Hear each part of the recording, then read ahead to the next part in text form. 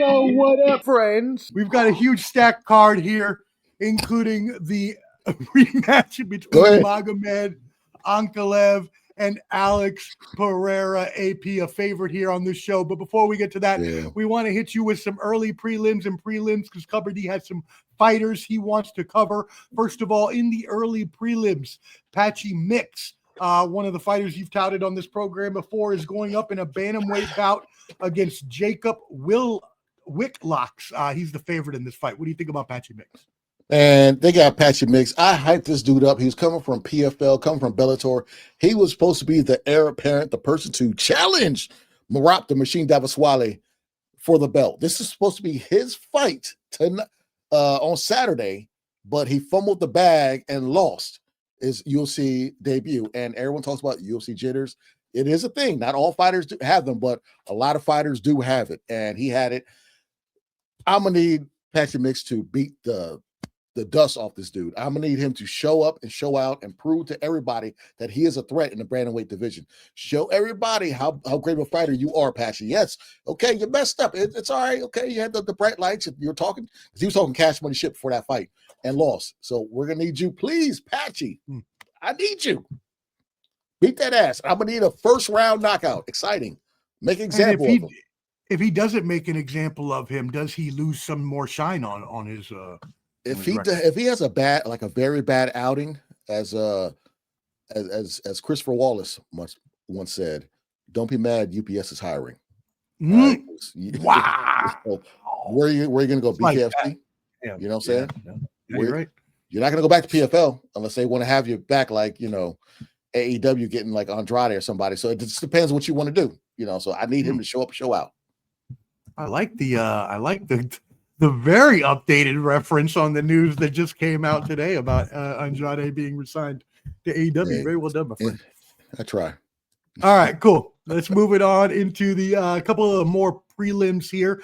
One fight you wanted to talk about in a featherweight bout, Jun Sang Yu versus Daniel Santos. Daniel Santos is actually the 142 favorite here. What are your thoughts on this fight? Jung Sung Yu, he won his first fight in a count with a counter left in 30 seconds, his UFC debut. He's fighting out of South Korea. His name is Zombie Jr., as in the Korean zombie. You know what I'm saying? He's going to be the next heir apparent. This guy is, I think he's 8-0, 9-0. So I honestly feel like he is going to show up again because, one, the UFC needs that because that Asian market is what they want and what they've been looking for to get more eyes and more money and more cash flow, because One Fighting is killing it out there. They are the number one organization in the world because of how big they are and the reach they have there. Because One Fighting, they do Muay Thai, you'll get grappling, you'll get all that in one night. So UFC, they need him to do something, and he is a good fighter. So I got this being a one-rounder highlight reel knockout. Woo! One rounder, high right. What? I thought the sound effect was going to go for you. My bad. Yeah. I was going to say it for the main bangers. No, that's why I thought you figured. It's all good. We making it work. Okay, we're doing for these Club predictions. We got this. Ooh,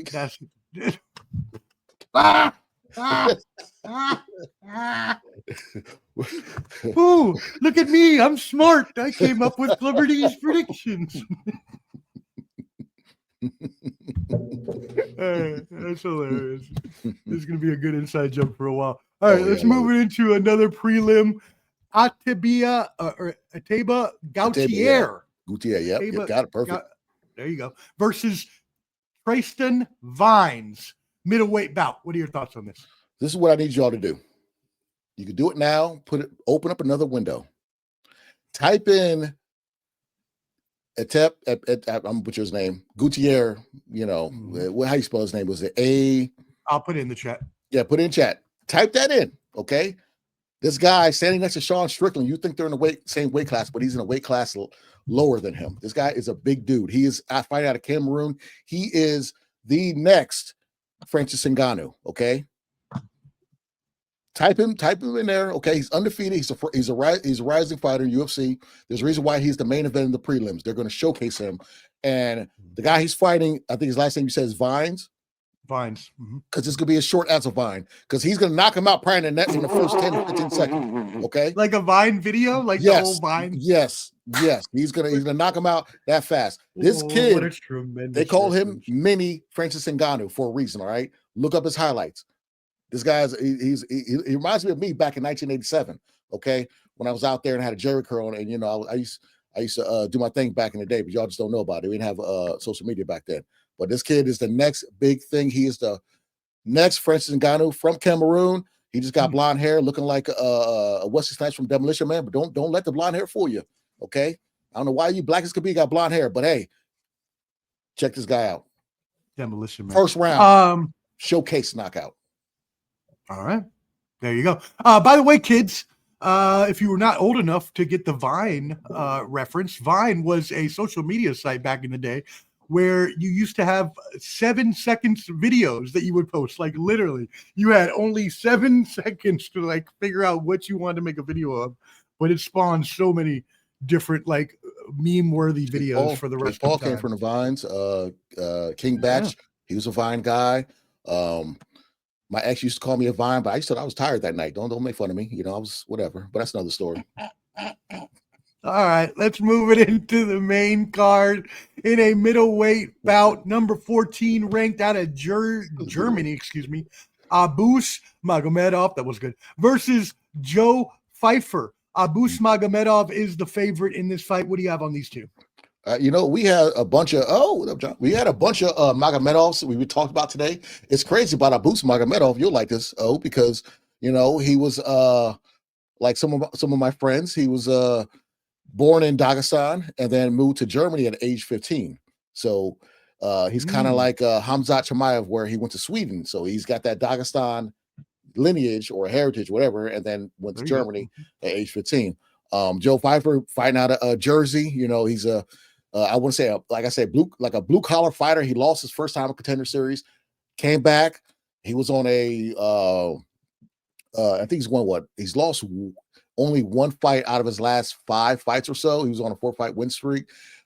This fight's not gonna last long. Joe Pfeiffer's gonna knock him out. Ooh. Okay. That's my. I went fast on this one, but yeah, Joe Pfeiffer. His last fight with Gustafsson. He proved that he can last 3 rounds, but he doesn't play. He's not there to talk, to hang out. He's not there to play tiddlywinks. He's there to knock somebody out, put you on your back. So I got Pfeiffer winning in the second round. All right, there you go. Moving on to another main card bout. A tough fighter here as well. Josh Emmett is coming in to fight Youssef Zalal. What do you have on this one? I mean, it's Josh Emmett. Josh Emmett is the king of the overhand right. You know what I'm saying? And he's going to come in and look for that. He's had some great knockouts in the past, but Youssef Zalal, he's more fluid in his fighting, and I feel like he's gonna figure Josh Emmett out. If Emmett doesn't get him, this is no caveat, but if Emmett doesn't get him out in the first round, Zalal will win by decision, and he'll probably win 2-1. But I got Zalal winning this fight by decision. All right, moving it on, and Jiří Procházka, a favorite here on the show, versus Khalil Rountree Jr. Jiří Procházka is 31-5-1, coming off of a win, while Khalil Rountree Jr. is 15-6, also coming off of a win. Procházka has a 2-inch height advantage, a 3.5-inch reach advantage, and a 1-inch leg reach advantage, although Khalil Rountree Jr. has 1.5 pounds on Procházka. What are your thoughts on this fight? You know what? Hey, you can still see me, right? I was looking at the notes. Hold on. Yes, I can. Okay, perfect. I was just making sure because sometimes I see double, sometimes I see triple, but it's crazy. So Jiří Procházka, he has in his last 14 out of 15 fights either won or lost by KO or TKO. 14 out of his last 15. He does have an 87% KO TKO percentage, to your point. And he's only 32 years old. And what's crazy is his last 4 fights, he's lost 2 by TKO and won 2 by TKO. All right. He's had 5 fight of the night, so he's going to knock somebody out, or he's going to go out on his shield. Pretty much. And the only person that do that to him was Alex Pereira. Okay. AP. Another crazy stat about this fight: these people, Yuri Procházka and Khalil Rountree Jr. out of 2 fighters have only had 3 takedowns their whole MMA UFC career. Wow. Okay. And that's Yuri having 3. You know what I'm saying?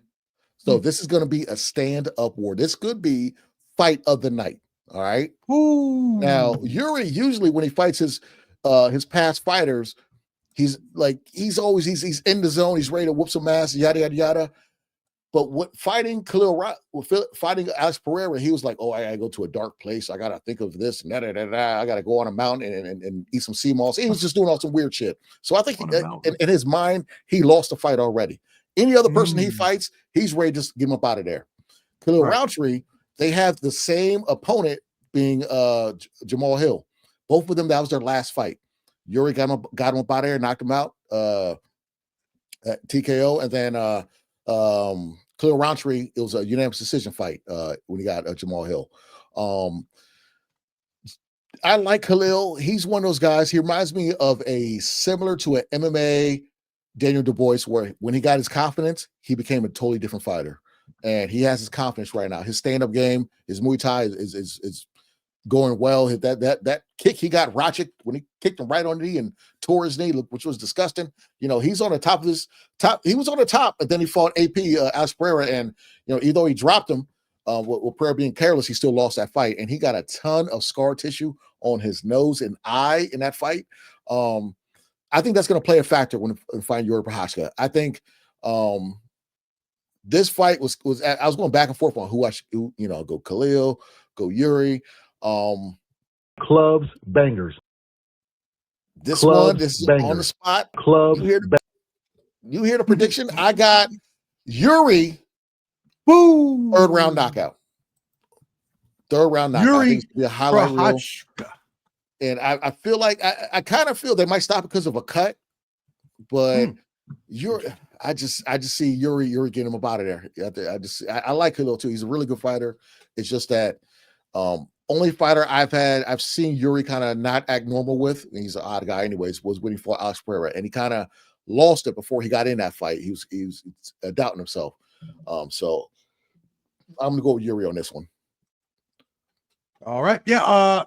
I agree. I think Yuri is the favorite here, and like you said, they're either gonna win by a knockout or get knocked out. Usually go out on his shield type of thing, and that's even shown in the significant strikes. He has significant strikes landed per minute, more than 2 more than Rountree per minute, 5.7 to 3.7. But on the other hand, he also absorbs 5.7 significant strikes per minute versus Khalil Rountree's 4.2 per minute. So as you mentioned, right, he's getting hit just as much as he's landing as, when it comes to significant strikes. So, all right, let's move it into the co-main event of the evening. Your favorite and champion, Merab Dvalishvili, going up against Cory Sandhagen. Dvalishvili comes in with a 20-4 record. Sandhagen 18-5. Both of these gentlemen coming off of wins. Now, Sandhagen is the much taller fighter. Actually has 5-inch height advantage, as well as a 2-inch reach advantage and 2-inch leg reach advantage, and also weighs 1.5 pounds more. But Dvalishvili's the champion for a reason. What are the thoughts on this fight? So I saw recently, I think it was today, that I think Cory Sandhagen was responding back to Sean O'Malley about possible fighting at the White House. He has to get through Merab first. I don't think he really played into the question, but Sandhagen, he has that flying knee stoppage on Frankie Edgar, which was y'all need to look that up. I mean, that. Oh, was that the boot to the chin? The feet inside the mouth? It was out of this world. And Sandhagen, he had a foot fetish the way he had that foot up in his mouth. Oh, Rex Ryan. But he's a formidable opponent. He did lose to Aljamain Sterling, who was Merab's training partner. That was when Sterling was on that tear when he became champion. Before he became champion, called himself the Human Backpack. This fight, I like both fighters. I'm a big Merab fan. I'm a big Merab fan. You know what I'm saying? The machine is that guy. He's going to take you down. He's going to outwork you, ground and pound you for 5 rounds or until you quit or he submits you. Cory Sandhagen, his stand-up is not bad, but I just don't think he can. I don't think he can keep up with Merab. I really don't. You look at Merab's fight against Umar and then his fights with O'Malley. He could take a punch. He could take a hit. So his chin is not a factor in this. And I think Sandhagen does have a puncher's chance. However, Clubs bangers. I got Merab by I think it's going the distance. Got unanimous decision. All right, cool. Yeah, when you're looking at that, 75% of his wins come by decision. So if he was going to win, you're correct. He usually takes it the distance. And Sandhagen's a tough fighter, but I mean, does anybody? I don't think anybody. Like you said, there's always a puncher's chance in UFC, but there's also the reason that Dvalishvili is the champion, and the reason why he's a 380 prohibited favorite is because of the fact that I don't think many people, other aside of Sandhagen and maybe his family, think he has a chance of winning, and I don't either. Dvalishvili definitely wins by decision. All right, let's move into the main event of the evening. Fight I am. Got a question. Go ahead. Let's answer that question. Okay. Oh no, yeah. Let's do that question real quick. That's a good point. Shout out John for tuning in. We appreciate you, brother John Dong. How do you think light heavyweight Jalton would do against Ank and Pereira? While you do that, I'm going to the bathroom quick. No doubt. I see he takes a dump. Is he a light heavyweight? I thought he was a heavyweight. But if he did fight them, it depends. He's been knocked out before. If he fights Ankalev, I think Ankalev would just wrestle him. I know he's a jiu-jitsu guy. He's pretty good on his hand, on his feet. But Ankalev he's southpaw. He's left-handed. So it's kind of hard to do a lot of the stuff you normally do with other fighters fighting with traditional, I guess. But conventional. There we go. So I don't know. I think if he fought Pereira, it'd be more of an exciting fight. I think if he fights Ankalev, it'd just be more of Ankalev taking him out. I don't see Ankalev standing up trying to prove a point against him. I thought he was a heavyweight though, but I could be wrong. But yeah, that'd be my thing. If he fought Ankalev, it'd be boring. If he fought Pereira, it'd be more exciting. But I don't have him winning either one of those fights. There you go. Yeah, I agree. I don't either. But he is a good tough fight. He's big he's too. He's huge. Yeah, he's big, like Brock Lesnar. So yeah. Shout out. Thank you. Appreciate you tuning in. Make sure you hit that like button. Make sure that you submit any other questions you have for us. And let's get into the main event. Again, I'm very excited about this fight. AP is a favorite of both of ours, a longtime favorite of Ball and Buds. Former champion, obviously got his belt taken from him by Magomed Ankalaev, which we're seeing this rematch here from just I believe that was back in May, I think. I think it was around your birthday. Ankalev comes in 21-1-1. Pereira 12-3. Obviously, we just mentioned them coming off the fight versus each other. AP owns a 1-inch height advantage, but he also owns a 4-inch reach advantage. Magomedov, on the other hand, does own a 2-inch leg reach advantage. Magomed Ankalaev is the 285 favorite to retain the championship. What do you have on this bout? Man, that first fight was a lot closer than people thought. Yep, it was. Sure was. Lately, Pereira's been in some movies. He's been in a lot of commercials. I don't know if that Hollywood stuff's getting to him, and they do want him to fight. Okay. They want him on that. The dream fight for UFC would have him fight in the White House if he wins this and have the heavyweight champion, Jesus Christ, London guy, British dude. Aspinall. Aspinall fighting. He's fighting Cyril Gane next month. They would love for him to be a 3-division champion. That would be, or just have that fight. That's something they would love to have. That's however, he's fighting Magomed Ankalaev, and Magomed Ankalaev, another one, trains with Habib and the rest of those folks in Dagestan, and also AKA here in the States with Daniel Cormier and Luke Rockhold. He loves to stand up. He can wrestle. He can wrestle his ass off, but he wants to stand up. And him being a southpaw, which I mentioned in the if he fought the fight I mentioned earlier, that kind of stopped Pereira a little bit in those leg kicks, because Pereira will tear you up with them calf kicks. You can ask Procházka, you can ask Izzy Alessandra, you can ask Khalil, Khalil Rountree, even Jamil Hill. You know, he likes to kick that lead leg, kick that calf. But him being a southpaw, he's not using his power leg on doing that. So that kind of neutralizes him a tad bit when it comes to those leg kicks. That's why he wasn't the same. And also, Ankalaev, he wasn't scared of him. He's bringing the fight to him, you know, with the punches and everything. So we all thought, as I thought, that Pereira can't wrestle. So we thought Ankalaev was just going to take him down, ground and pound, boring fight. He said, nah, buddy. We're standing up. So I think this fight is going to be more what we thought the first fight would be. And I've been going back and forth because this one really is a toss-up to me. If you guys didn't see last week, they became face-to-face at the UFC facility, and I've never seen people talk trash using Google Chat, Google Translate. It was literally da-da-da-da-da. He said da-da-da-da. Well, tell him da-da-da-da. That's he crazy. Said, y'all gotta look at this. This is hilarious. That's great. I've never seen that before. Wow. But Ankalaev is doing what everybody besides Khalil Rountree did. Like Procházka, he's like, oh, I gotta train. I gotta be in a dark cave to fight this, whatever. Ankalaev don't care. You bad, you Billy bad. I'm gonna fight you standing up. Let's do this. So that's what Pereira has to deal with. Somebody that's not afraid of him. And with that being said, this one will be a caveat. I have a caveat on this. Just like before, if it goes past 3 rounds, Ankalaev will win. Okay? If it goes less than 3 rounds, Pereira will win by knockout. Okay. And so decision if it goes over 3 for Ankalev? Be decision. Yeah, for sure. All right. Wow. There you go. So there's your Clever D Club Bangers, not his predictions.